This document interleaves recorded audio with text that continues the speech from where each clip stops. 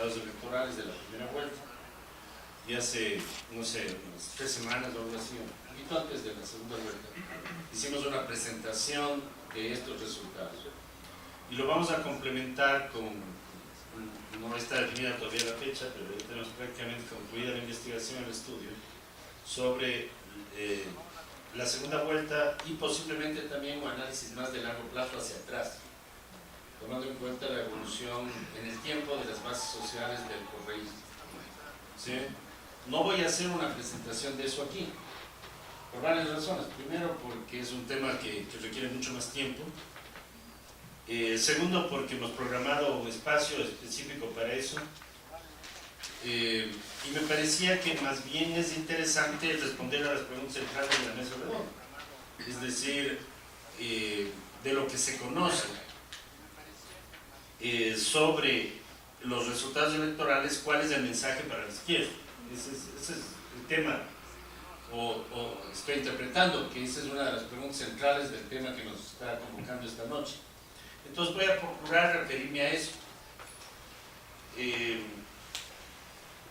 Después de la excelente presentación de Mario, parece que es mejor que nos vayamos todos, porque no hay mucho más que decir, ¿no? Pero creo que en realidad yo diría de qué maneras podemos complementar los interrogantes, las preguntas y las reflexiones de Mario Undar. Siempre Mario es muy inteligente, plantea cosas con bastante profundidad y nos deja grandes interrogantes sin resolver. Y eso es la naturaleza del debate, no viene a darnos respuestas, sino preguntas. ¿Sí? Y su análisis es bastante penetrante. Yo diría lo que ustedes pueden sacar de lo que voy a decir más adelante. Les va a complementar el análisis de Mario desde dos perspectivas. Primero, una perspectiva regional y social.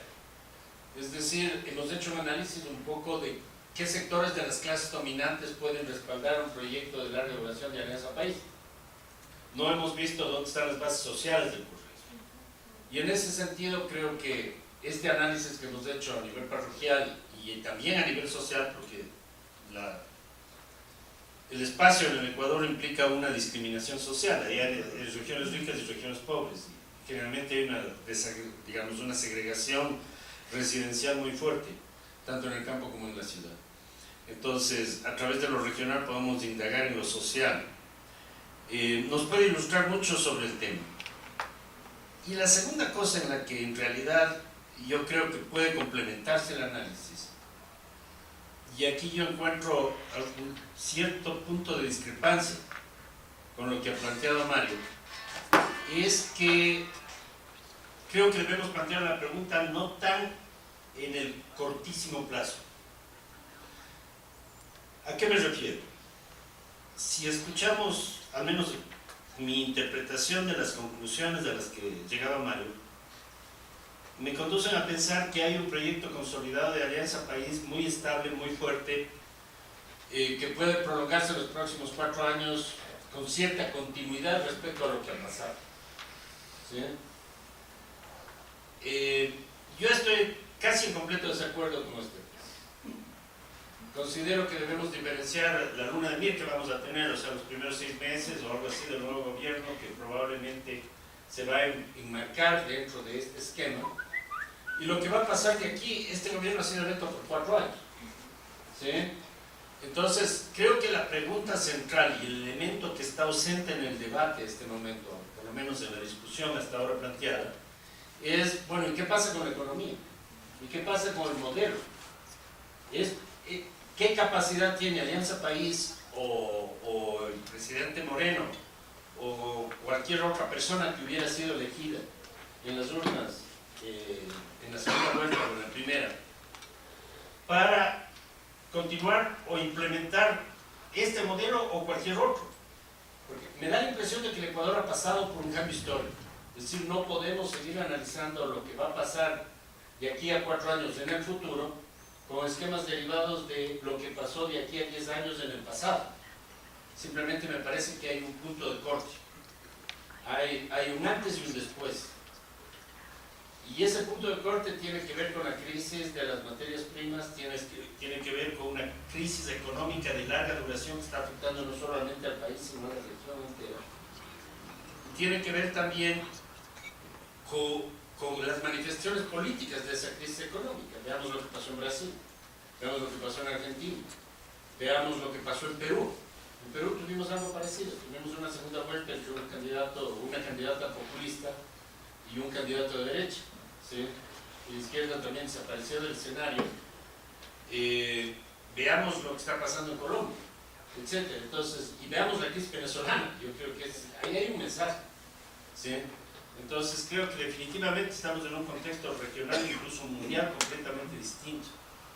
Y ese contexto nos da un conjunto de perspectivas, yo diría, muy diferentes de las que tuvimos hace 4 años o hace 10 años. ¿Sí? Por consiguiente, las perspectivas de establecer cualquier modelo político o económico de dominación o de continuar con las políticas, yo creo que la economía no da para eso.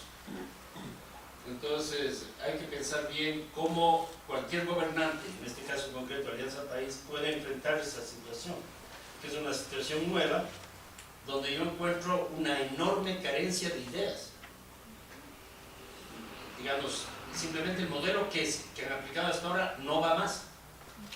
Y eso hay que pensarlo bien. Si no va más, no importa que nos guste o no. ¿Qué va a pasar?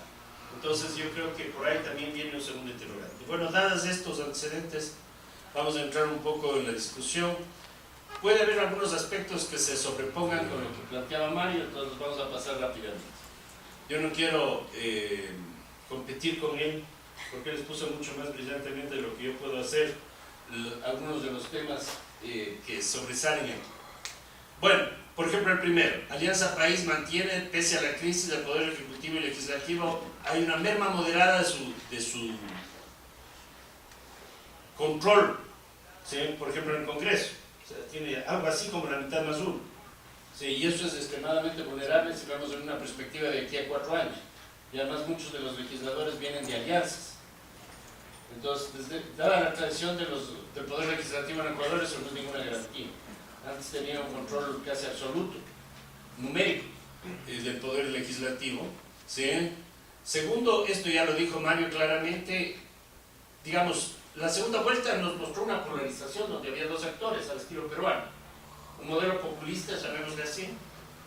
Bueno, como quiera que definamos el populismo, pero yo creo que Mario lo caracterizó bastante bien, para el caso latinoamericano o ecuatoriano en particular.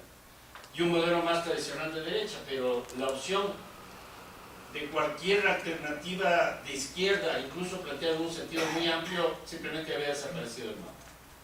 ¿Sí? Yo creo que desapareció ya en la primera vuelta, si vemos los resultados, por ejemplo, no solamente con la izquierda radical o marxista, o la izquierda más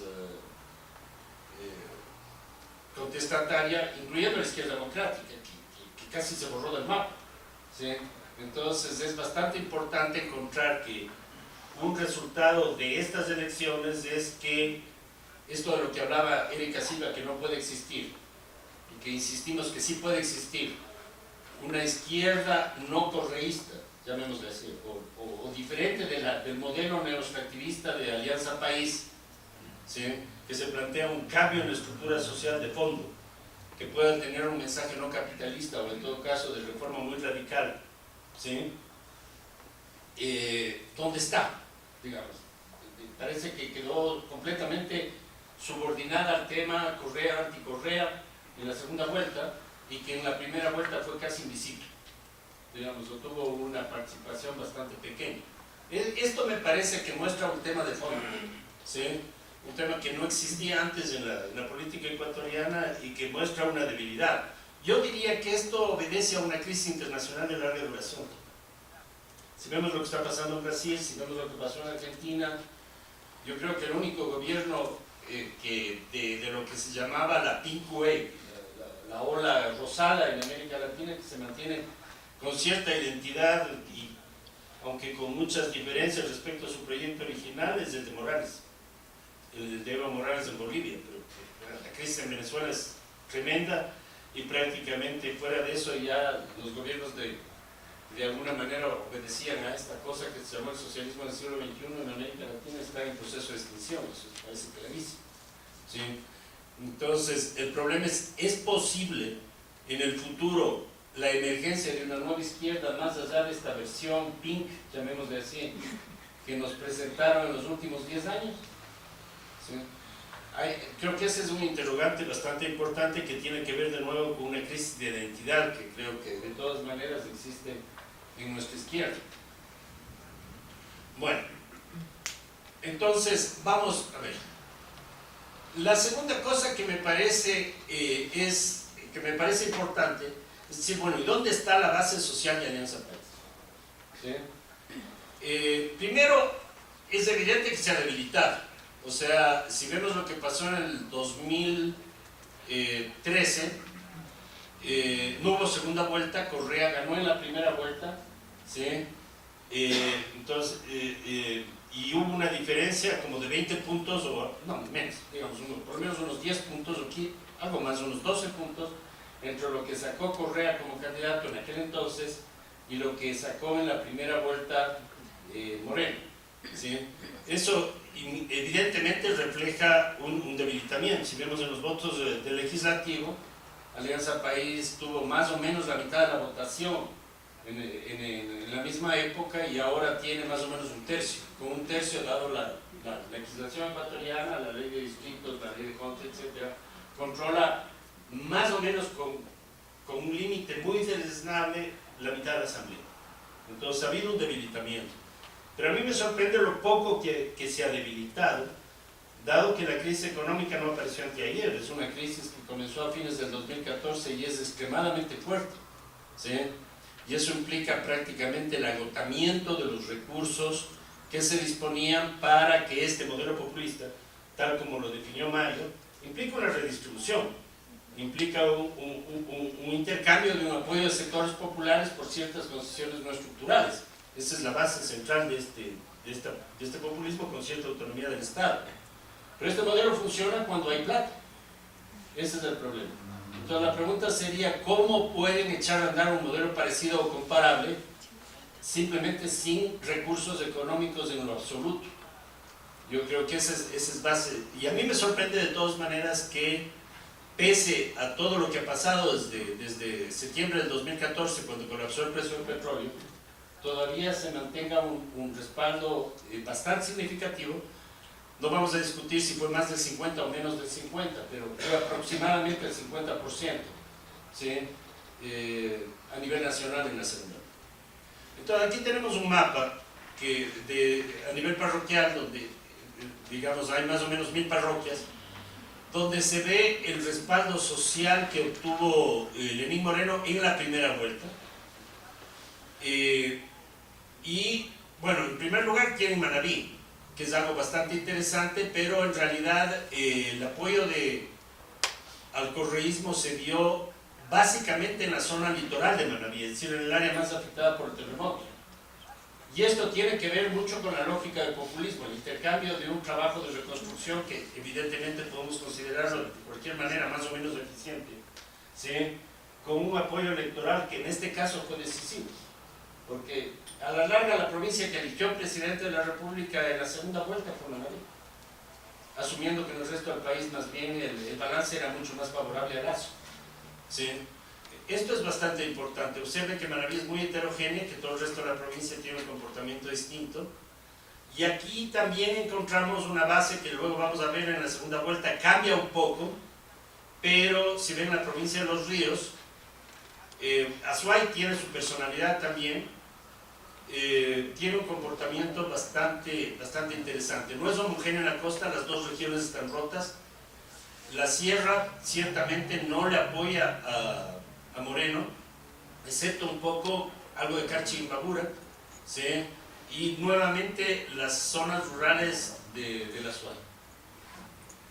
Y Cuenca es más bien una excepción dentro de la provincia, ¿sí? Es decir, es un comportamiento, ya lo vamos a analizar con bastante detalle. En términos sociales, lo que encontramos claramente es que la base social de apoyo de Alianza País en la primera vuelta, que se mantuvo en la segunda, ha aumentado, y vamos a ver quién cambió de la primera a la segunda vuelta y cómo se dieron los cambios. Es básicamente un estrato, yo diría, popular, no extremadamente pobre, Es decir, en el campo pueden ser campesinos ricos o un proletariado rural que tenga algo de prosperidad en la provincia de Los Ríos, ¿sí? Los sectores populares más empobrecidos del Ecuador, que son los indígenas, definitivamente no han apoyado a Alianza País. Aquí se ve clarísimamente cómo el movimiento indígena del cual hablamos, en toda la Sierra Central, tiene un apoyo muy débil, y eso se ve muy claramente en la provincia de Morona, Santiago, y en toda la Amazonía, excepto un poco el área de Sucumbíos, ¿sí? Entonces, la única excepción importante en eso, que hay que estudiarla, es la provincia de Morona, que tiene un comportamiento electoral mucho más cercano a Moreno y Alianza País, y que al mismo tiempo es una provincia con una población indígena significativa, particularmente en el caso de Tomal, ¿sí?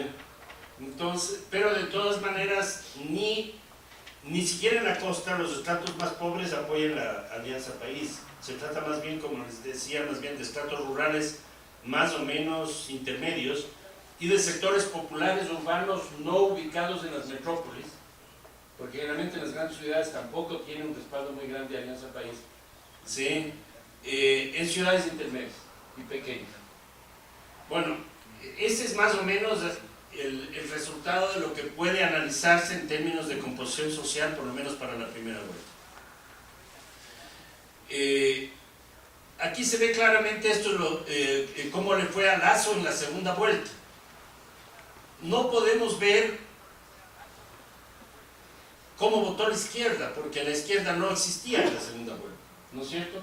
Pero sí podemos ver, por ejemplo, cómo la influencia del movimiento indígena fue decisiva en que Lasso se acerca al 50%.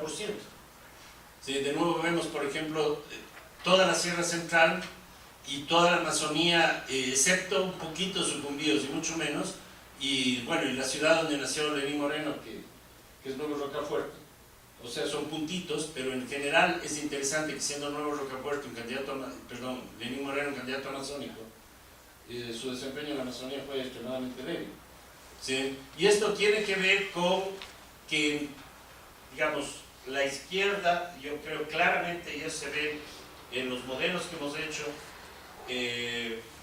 pasó a la opción Lasso.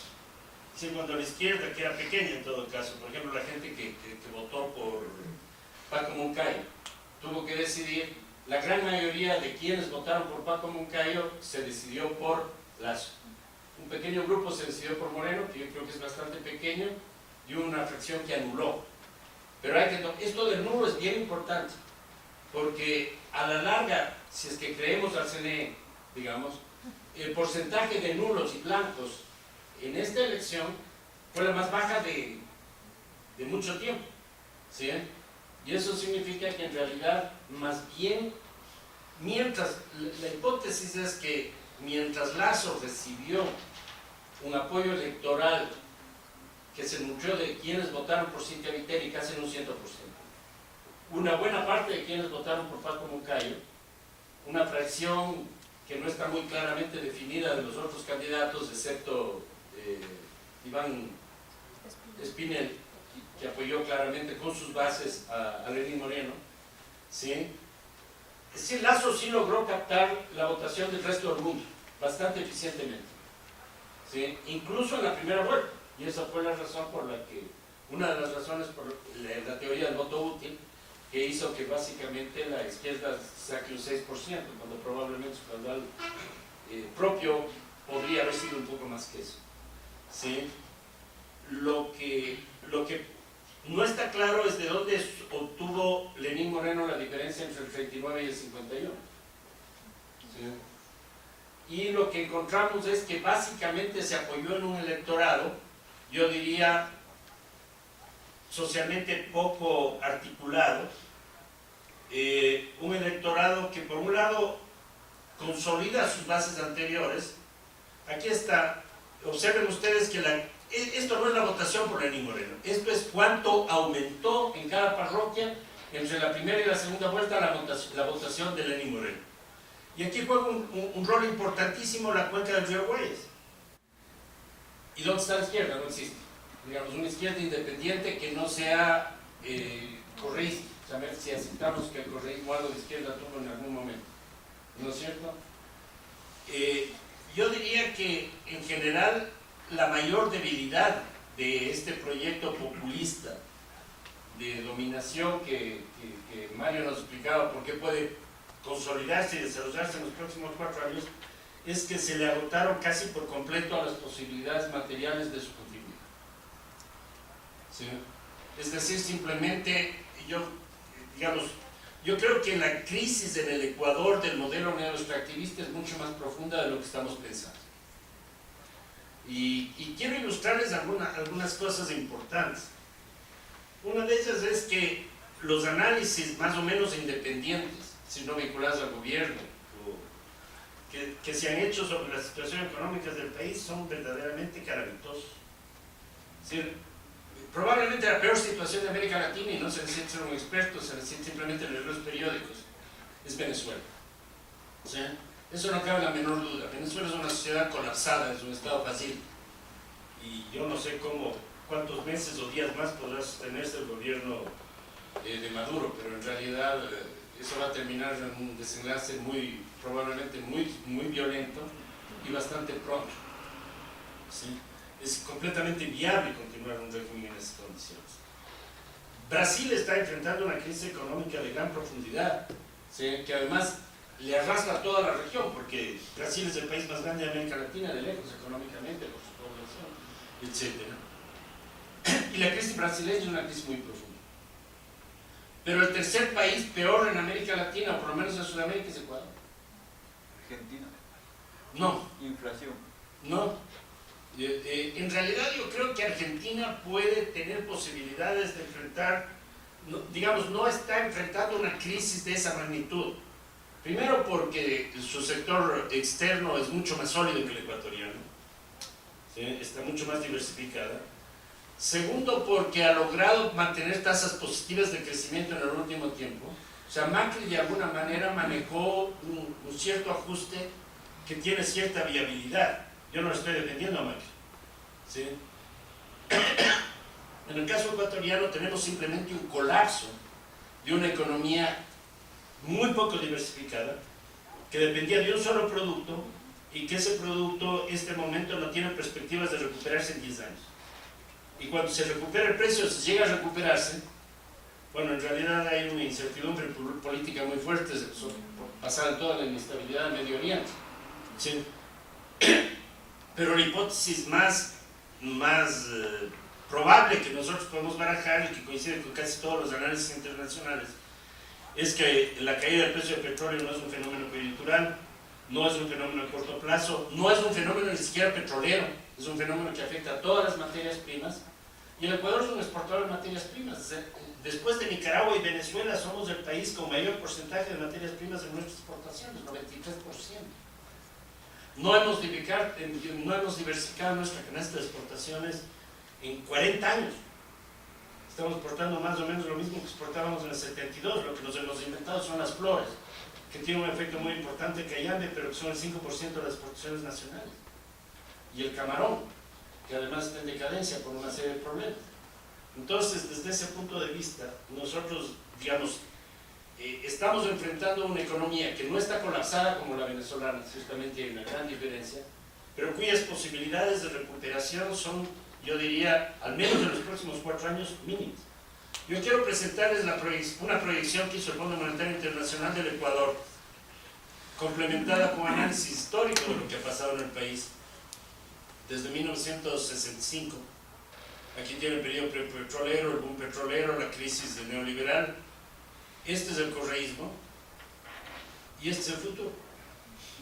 O sea, en 1921 vamos a tener el primer año con un crecimiento positivo del PIB desde el 2015. Vamos a tener 6 años de caída de la economía. Ningún país de América Latina tiene este comportamiento que no sea Venezuela. Ese es el problema. ¿Sí? Entonces, aquí hay un problema bastante serio, es decir, cómo un modelo populista puede funcionar en esas condiciones. Un modelo que implica un excedente para distribuir, por definición. ¿Sí? Esa es mi pregunta. Yo no encuentro una respuesta clara y por eso pienso en lo siguiente.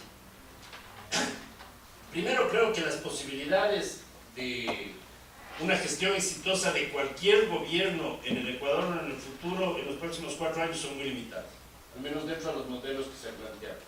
Segundo, van a ser muchísimo más limitadas si nos aferramos al modelo extractivista. Es decir, si tratamos de seguir extrayendo más petróleo donde el petróleo ya no se vende, donde el petróleo es un producto del pasado en el mundo, y donde los costos de producción más o menos igualan o superan el precio de venta. ¿Sí? Ese es el primer problema. Segundo, lo de la minería es un engaño, porque simplemente los chinos han dicho que no les interesa la minería en el Ecuador, y lo han dicho muy claramente. El proyecto de Cóndor Mirador se firmó en 2011 y no han sacado un gramo de cobre hasta ahora. Estamos en el 2017 y no es que los chinos sean ineficientes. Si el proyecto Cóndor Mirador fuera rentable, ya estaríamos exportando cobre. Y no lo hemos hecho simplemente porque cuando se firmó el contrato, el precio del cobre estaba en 400 centavos de dólar la libra y actualmente está en 250. Entonces, lo que hacen los chinos es sacar cobre del Perú. ¿Sí? Y tienen este contrato como una reserva por si acaso vuelva a subir en los próximos 20 años. ¿Sí? Entonces, desde ese punto de vista, ¿por qué en Intac no hay megaminería? Porque Codelco no ha hecho absolutamente nada más que hacer exploración, no le interesa. Porque probablemente, de nuevo, los proyectos megamineros en el Ecuador no son rentables. Entonces, si un gobierno basa su política económica en un entelequia, va a fracasar. ¿Sí? Y bueno, ¿y qué hacemos de lo contrario? Es que no hay ideas, no hay ni siquiera un proyecto alternativo serio. Porque todo lo que ha hecho Correa para manejar la crisis es ganar las elecciones, y en eso ha sido exitoso. ¿Cómo? A base del endeudamiento. Es decir, trasladarle el problema al gobierno siguiente. Pero una vez que ganan las elecciones, el gobierno siguiente tiene que pagar la deuda. Y no es la deuda que nosotros teníamos en 1987, que podía considerarse legítima y renegociarse. Es la deuda con los chinos. Y una de las cláusulas de la deuda con los chinos dice que el día siguiente que nosotros no paguemos la cuota de la deuda, el gobierno chino puede embargar los barcos petroleros que salen del Ecuador. Y eso no es negociado. ¿Sí? ¿Qué vamos a hacer? Entonces, desde ese punto de vista, yo creo que esta es una enorme oportunidad para la izquierda. ¿Por qué? Porque la izquierda puede plantear un proyecto de una alternativa socialmente redistributiva que supere el extractivismo. ¿Sí? Y eso tiene sentido, porque eso supera el planteamiento de una reestructuración neoliberal, que es la que probablemente iba a terminar haciendo Lazo, al estilo Macri, llamémosle así, que no está exenta de conflictos y que, bueno, en ese caso sí la Argentina es un caso interesante, o lo que está pasando en Brasil, donde hay una crisis institucional mucho más allá de la relación entre izquierda y derecha. Sí, y el gobierno actual de derecha también tiene posibilidades muy limitadas de gestión. Entonces, lo que realmente necesitamos es imaginación para redefinir un proyecto de larga duración de cómo enfrentar la crisis económica futura del país saliendo del extractivismo. ¿Sí? Con redistribución social, con una mayor sustentabilidad ecológica del país. ¿Sí? Y yo no veo otra alternativa que la agroecología, que el ecoturismo, que una diversificación productiva que no vaya a ser industria. El Ecuador jamás se ha industrializado, ¿sí? Sino que esté basado en la prestación de cierto tipo de servicios que tengan una gran capacidad de distribución social. Entonces, si vamos creando un proyecto así que pueda consolidar la participación popular en la economía, podemos tener posibilidades en la larga duración si nos identificamos con un proyecto alternativo. Y yo creo que ese es el gran desafío de la izquierda. ¿Sí? Tenemos que reinventar la izquierda. Al Mario no le va a gustar esta idea, pero ya dijo que no, es bien difícil. Yo coincido que es bien difícil. Pero si la izquierda no da una respuesta que sea diferente a los dos modelos dominantes, una respuesta que de alguna manera permita pensar en una sociedad, llamémosle postcapitalista o no, pero en todo caso una sociedad donde superemos las dos grandes deficiencias del modelo actual, que es la falta de redistribución, ¿sí? O sea, la inequidad, y la falta de sustentabilidad, realmente no vamos a tener un mensaje que nos identifique. Yo creo que si vemos lo que está pasando en la izquierda en Francia, si vemos lo que está pasando con la izquierda casi a nivel mundial, la izquierda está agotando sus discursos.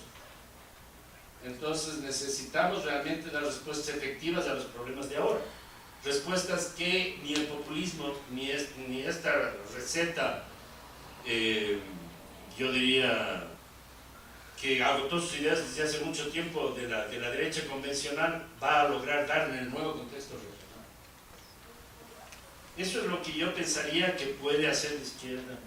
Y creo que más que pensar en lo que va a pasar en los próximos 3 meses, debemos pensar en lo que va a pasar en los próximos 4 años o 10 años. Y tener un mensaje más basado en un cambio de modelo, que creo que es de fundamental importancia. Bueno, ya se acabó el tiempo.